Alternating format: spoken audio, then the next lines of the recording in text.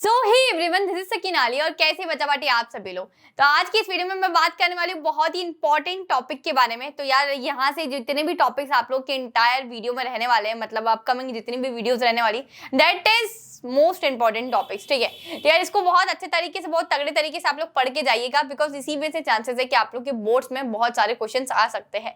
यार कुछ important terminology है, उसको मैं आज आप लोगों से बिल्कुल फेमिलियर करवा देती हूँ, कि जिससे कि आप लोग को थोड़ा सा मतलब चैप्टर नया नया ना लगे, ऐसा लगे कि ये चीजें हम लोग पहले कहीं सुनकर आ रहे हैं। तो लेट्स बिगिन।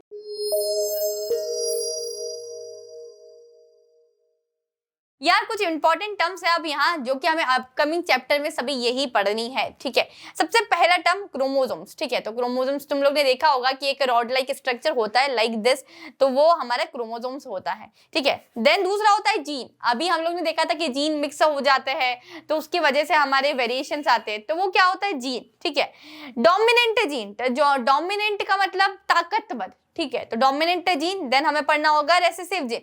रेसेसिव मतलब क्या, थोड़ा सा कमजोर, ठीक है। अगर उसके कंपेयर में देखें तो थोड़ा सा कमजोर होगा। देन जीनोटाइप एंड फिनोटाइप हम लोग को पढ़ना है। अब ये क्या है डिटेल में मैं आगे आप लोग को बताने वाली हूँ।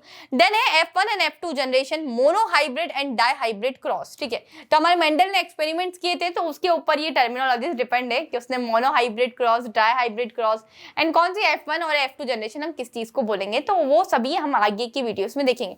बट आप लोग को अब अपकमिंग सभी वीडियोस में इसी टर्मिनोलॉजी का यूज किया जाएगा, तो ज्यादा घबराने की बात नहीं है। जैसे जैसे टाइम आता जाएगा मैं सभी चीजों को इन डेप्थ आप लोग को बताती जाऊंगी, ठीक है। हम लोग एकदम बेसिक से चालू करने वाले। तो क्रोमोसोम्स होता क्या है, सबसे पहली चीज, ठीक है। तो क्रोमोसोम्स वैसे तो क्लास 9th में तुम पढ़ कर आ रहे हो, ठीक है। अब बहुत सारे बच्चे ऐसे हैं जिन्होंने पिक्चर ऑलरेडी बुझा रखी है कि दीदी क्रोमोसोम्स क्या होता है, नहीं पता है। अच्छा, अब स्टार्टिंग ऐसे करते हैं क्रोमोसोम की हम, कि हमारा जो डीएनए होता है वो न्यूक्लियस के अंदर प्रेजेंट होता है। मैंने क्या बोला, मेरा जो डीएनए है ये न्यूक्लियस के अंदर प्रेजेंट होता है, ठीक है। अब जो डीएनए न्यूक्लियस के अंदर प्रेजेंट है वो एक रॉड लाइक स्ट्रक्चर बनाता है। कैसा स्ट्रक्चर, एक रॉड लाइक स्ट्रक्चर यहाँ बना रहा होता है, उसी को हम लोग सिंपली क्या बोलते हैं, वो क्रोमोसोम होता है, ठीक है।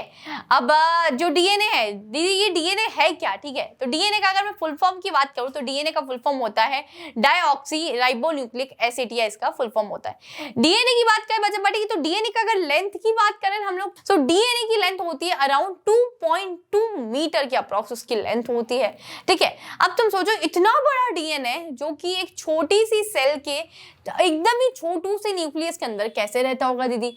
लेंथ काफी बड़ी है यार, 2.2 मीटर इसकी लेंथ है, ठीक है। अब अगर हम बात करें कि दीदी न्यूक्लियस इतना कितना बड़ा है कि डीएनए को बिल्कुल अंदर तक ले लेता है, क्योंकि हमने बोला ना डीएनए किसके अंदर होता है, न्यूक्लियस के अंदर होता है। तो न्यूक्लियस इतना कितना बड़ा है, नहीं नहीं भाई साहब, न्यूक्लियस बड़ा नहीं है। न्यूक्लियस के अगर डायमीटर की मैं बात करूँ ना, तो न्यूक्लियस का डायमीटर होता है अप्रॉक्स 10⁻⁻⁶ माइक्रोमीटर के अप्रॉक्स उसका डायमीटर होता है। तो अब तुम लोग बोलोगे कि दीदी इतने छोटी सी डायमीटर के अंदर जो कि हमारा डीएनए की लेंथ है 2.2 मीटर कैसे आता होगा, एंड वो फिर रॉड लाइक स्ट्रक्चर बनाता होगा, एंड उसी को क्रोमोसोम बोलते हैं हम। कैसे आता होगा, सोचने की बात है ना। सोचो सोचो सोचो सोचो। तो यार ये कैसे आता होगा, तुमने कभी बचपन में देखा है कि मम्मी हमारी ऊन के स्वेटर्स बनाते थे, ठीक है। अब शायद मुझे नहीं पता कि आजकल भी बनते हैं कि नहीं, अब तुमने देखा है कि नहीं, पर तुमने ऊन का बॉल देखा होगा, जो ऊन का धागा आता है एक बॉल पर लपेटा हुआ आता है। अगर मैं उस ऊन के बॉल को पूरा खोल दूं, ठीक है, तो कितना लंबा धागा हो जाएगा, कितना लंबा थ्रेड हो जाएगा, ठीक है। पर मैंने बोला उस थ्रेड बहुत लंबा है, उसको क्या करा मैंने, अब यार जो सेलर है हमारा, ठीक है, शॉपकीपर है, वो क्या करेगा बेचने के लिए उसको एक बॉल पे इस तरीके से फोल्ड फोल्ड फोल्ड फोल्ड करके उसको लपेट देगा उनको, तो एक छोटा सा बॉल बन जाता है ना।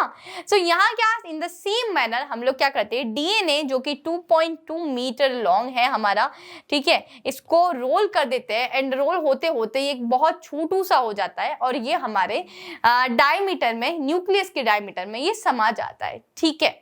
अब हम लोग जब बात करते हैं ना कि डीएनए जो कि हमारे न्यूक्लियस के अंदर है, ये ना हमेशा क्रोमेटिन फॉर्म में होता है बच्चा पाटी। ये जो डीएनए दिख रहा है, ये तुम्हें एक पूरा क्रोमोसोम दिख रहा है। ये जब डीएनए हमारे न्यूक्लियस के अंदर जो होता है ना, ये कैसा होता है, क्रोमेटिन फॉर्म में होता है, क्रोमेटिन फॉर्म में होता है। कैसे फॉर्म में होता है, तो this is in the form of chromatin. ये क्रोमेटिन फॉर्म में ये होता है। तो दीदी फिर हम क्यों बोल रहे हैं कि डीएनए जो न्यूक्लियस के अंदर प्रेजेंट है वो रॉड लाइक स्ट्रक्चर बनाता है और वो क्रोमोसोम्स होता है। तो क्रोमोसोम कब बन रहा है? आपने तो अभी बोल दिया कि वही डीएनए जो कि अभी न्यूक्लियस के अंदर प्रेजेंट है वो क्रोमेटिन फॉर्म में होता है। तो इज इट पॉसिबल? क्या है ये? तो जो डीएनए था जो अंदर न्यूक्लियस के अंदर था, ठीक है, ये क्रोमेटिन फॉर्म में प्रेजेंट होता है। एंड जब जो सेल है, जिस सेल के अंदर न्यूक्लियस है ना, वो सेल जब डिवाइड होना चालू होता है बच्चा पार्टी, तो वो क्रोमोसोम के फॉर्म में कन्वर्ट हो जाता है। बहुत सिंपल सी चीज है। जो डीएनए था, ठीक है, अभी तक वो क्रोमेटिन के फॉर्म में था। क्रोमोसोम कब बनेगा? अब यार ये डीएनए न्यूक्लियस के अंदर है, ठीक है, तो पहले ये सोचो कि डीएनए किसी सेल के अंदर होगा, सेल के बहुत छोटे से न्यूक्लियस के अंदर प्रेजेंट होगा। एंड जब ये सेल डिवाइड होना चालू होगा तब ये डीएनए जो क्रोमेटिन फॉर्म में था, अभी क्या फॉर्म में था? क्रोमेटिन फॉर्म में था, ये क्रोमोसोम बन जाएगा। सेल जब डिवाइड होना चालू होगा तो यही क्रोमेटिन क्रोमोसोम बन जाएगा। ठीक है बच्चा पार्टी, समझ गए तुम लोग? Very good, very nice. तो यहाँ तक हम लोग ने क्रोमोसोम की सारी चीजें देखी है। अब तुम लोग क्रोमोसोम को लिखोगे कैसे? देखो यार, इसका स्ट्रक्चर ये होता है कि हम लोगों ने बोला ना एक रॉड लाइक स्ट्रक्चर, तो देखो ये एक रॉड लाइक स्ट्रक्चर ऐसा होता है, ठीक है। सो ये तुम लोग ने सारी चीजें देखी है। अब ये हमारा डीएनए है, ये न्यूक्लियोसोम है। अब इसमें तुम लोग को जब हमारी कुछ लिखनी आती है कि functional segment of DNA is called gene. हमारा जो डीएनए होता है ना, अब ये डीएनए काफी लंबा होगा, हमने ये देखा ही है ना, 2.2 मीटर जितना लॉन्ग है ये। तो इसकी कुछ कुछ सेगमेंट्स होते हैं बच्चा पार्टी। जैसे मैं बोलूँ कि ये डीएनए इतना लंबा है, ठीक है, देखो ये डीएनए कितना लंबा है, ये रहा, ये रहा, ये रहा। इसका मैंने पर्टिकुलर इतना सेगमेंट देखा, ठीक है, ये पर्टिकुलर इतना सेगमेंट देखा, यही हमारा काम का है। बाकी डीएनए हमारा काम का नहीं। ऐसा क्यों बोला मैंने, वो तुम लोग को आगे की वीडियोस में मैं बताऊंगी कि इसके अंदर पर्टिकुलर हमारे कुछ फंक्शंस होते हैं, ठीक है, कुछ सेल्स होते हैं वही काम के, जो सेल्स के कारण ही हमारे जो हेयर्स इसी कलर के आते हैं, हमारे पेरेंट्स के जैसे हेयर्स आते हैं, आईज हमारे पेरेंट्स की जैसी आती है। तो वो कुछ कुछ पार्ट ही हमारे डीएनए का काम का होता है, वो हम फर्दर वीडियोज में देखेंगे। बट तुम लोग को अभी ये समझना है कि जो डीएनए इतना बड़ा डीएनए है ना, इसके हम लोग क्या करते हैं, कुछ कुछ इस तरीके से उनको कुछ पार्ट्स में डिवाइड कर देते, कुछ कुछ सेगमेंट्स में डिवाइड कर देते हैं। और ये पर्टिकुलर जो सेगमेंट्स है उसको हम बोलते हैं जीन, ठीक है। एक पर्टिकुलर डीएनए है, उसको कुछ कुछ सेगमेंट्स में डिवाइड किया है। एंड पर्टिकुलर जो सेगमेंट्स हम लोग ने छोटे छोटे छोटे छोटे हिस्सों में जिसको डिवाइड किया है उसको बोलते हैं हम जीन। तो तुम लोग को इतनी चीज याद रखनी है, functional segments of DNA is called gene. So यार यहाँ बहुत सारे क्रोमोसोम्स होते हैं, हमारी बॉडी में बहुत सारे क्रोमोसोम्स होते हैं। एक चीज ये भी याद रखनी तुम लोग कि हर क्रोमोसोम की लेंथ बराबर नहीं होती है, ठीक है, कोई बड़ी है कोई छोटी है, तो ऐसी ही तरीके से इनकी लेंथ होती है, किसी की भी बराबर नहीं होती। तो तुम लोग देखो यार बहुत सारे क्रोमोसोम्स होते हैं एंड ये पता है पेयर में होते हैं। अब बहुत सारे मतलब दीदी को एक पर्टिकुलर गिनती है कि कितने क्रोमोसोम्स होंगे? यस, हमारे पास पर्टिकुलर गिनती भी है। So there are 46 chromosomes in our body, ठीक है। अब इसकी ये हमेशा पेयर्स में होते हैं, तो 46 है मतलब 23 पेयर क्रोमोसोम्स होते हैं। ये जैसे तुम लोग को पेयर में दिख रहे हैं ना, ये कितने हैं हमारे? अप्रॉक्स 23 क्रोमोसोम्स होंगे, ठीक है। तो 46 सिंगल क्रोमोसोम्स होते हैं एंड पेयर वाइज देखें तो there are 23 chromosomes in our body. तो chromosome dot like structure in a nucleus of a cell formed of DNA which carries gene, ठीक है।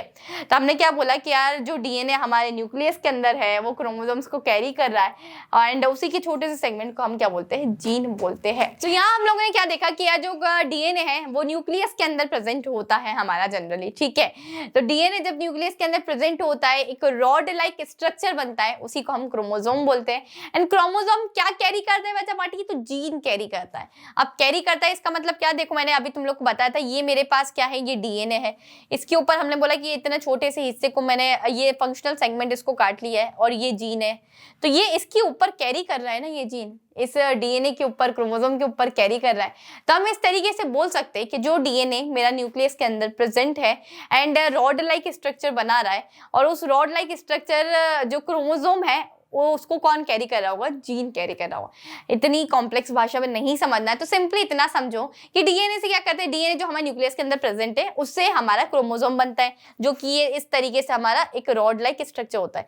इसके कुछ कुछ पार्ट्स में हम लोग क्या बोलते हैं, इसको फंक्शनल पार्ट्स में डिवाइड करते हैं, जो जिसको हम बोलते हैं जीन। ठीक है। तो बस उसी तरीके से इस डेफिनेशन को तुम्हारा यहाँ लिखा गया है। इतना याद रखना है, इसमें देख तुम लोग को डेफिनेशन याद रखनी है। एक ये याद रखना है कि 46 क्रोमोसोम्स यहाँ होते हैं एंड 23 उसके पेयर्स होते हैं। एंड क्रोमोसोम का डायग्राम तुम्हें अच्छी तरीके से बनाना आना चाहिए। एक और 1 मार्क्स में आ जाता है कि सभी क्रोमोसोम्स की लेंथ क्या इक्वल होती है। सो हमेशा ये याद रखना है कि किसी भी क्रोमोसोम्स की लेंथ इक्वल नहीं होती है, हमेशा बड़ी छोटे कुछ ना कुछ वेरिएशन इनमें भी दिखाई देता है। So that's all for today's video. इसी के साथ मिलती हूँ मैं नेक्स्ट वीडियो में। तो आज हम लोग ने सीखा कि क्रोमोसोम्स क्या होता है डिटेल में। तो वीडियो अच्छा लगा हो तो कमेंट करना, अपने दोस्तों के साथ जरूर शेयर करना एंड चैनल को सब्सक्राइब कर लेना, बिकॉज इसी तरीके की इंटरेस्टिंग मजेदार वीडियोस में मैं आप लोगों के साथ इसी चैनल पर मिलती रहूंगी। Till then keep learning. This is your educator Sakina Ali signing of.